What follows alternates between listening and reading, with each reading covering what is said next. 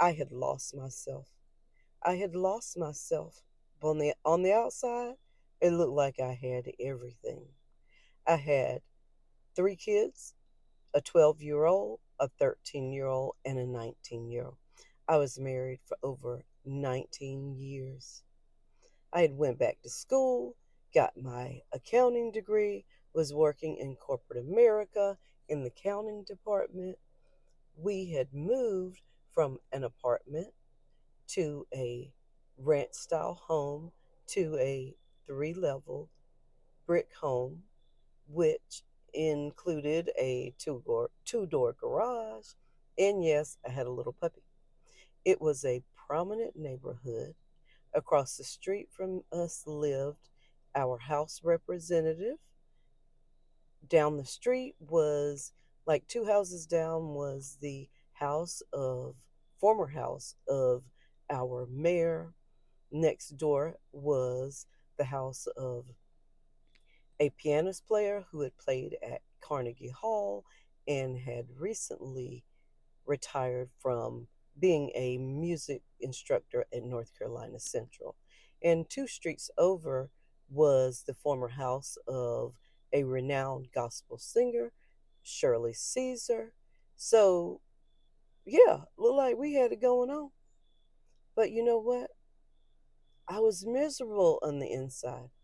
I no longer could recognize who I was. My reflection was not there anymore. I had built my life on nurturing my children and following the lead of my then husband. My children had started doing their own things, and I was very pleased with that. But following the husband no longer served me.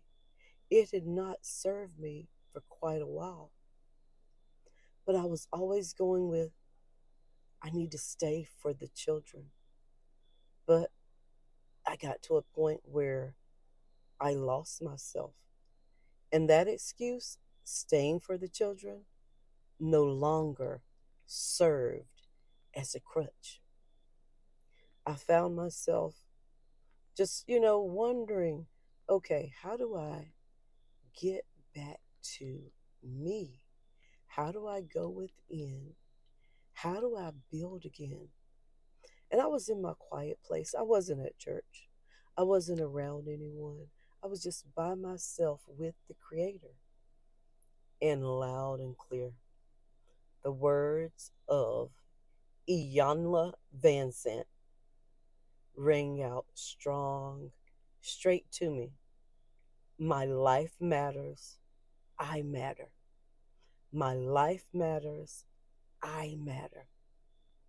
So I continued a little search and trying to figure out, okay, what can I do to bring back life so that I can see my reflection when I look in the mirror? I found a local boutique fitness center that offered cardio, boot camp, pole fitness, chair teas, yoga, and Pilates. I found myself on the mat as one of Gia's grasshoppers.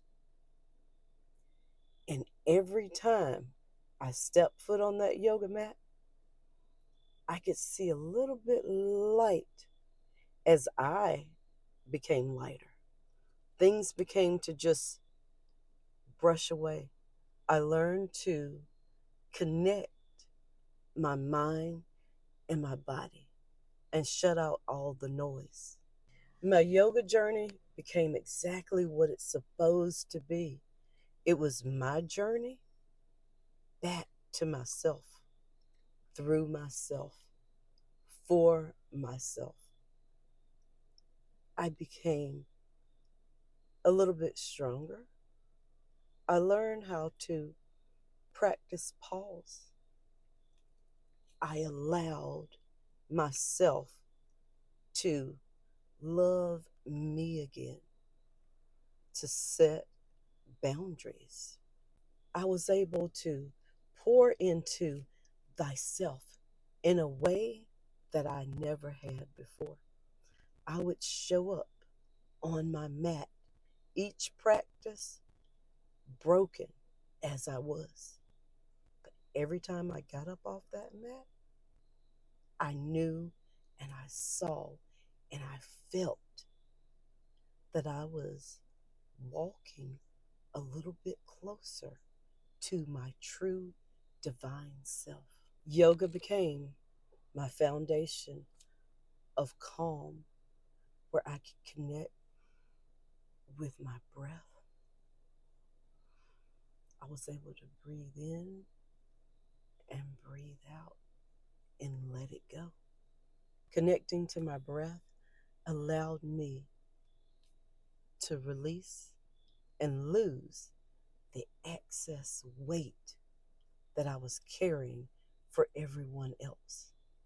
I let it go. The more I began to breathe and hold those poses, holding space for thyself, I was able to show up, set boundaries. I was able to see my reflection again in the mirror. Yoga was the foundation for me to begin my daily meditation practice. Through this mindfulness journey, I learned how to fill my cup up every day and know that everything in my cup was for me.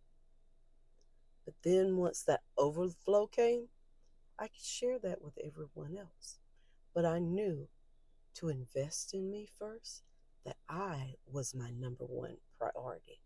She is edging closer to the race and still setting the pace. She is me, I am she.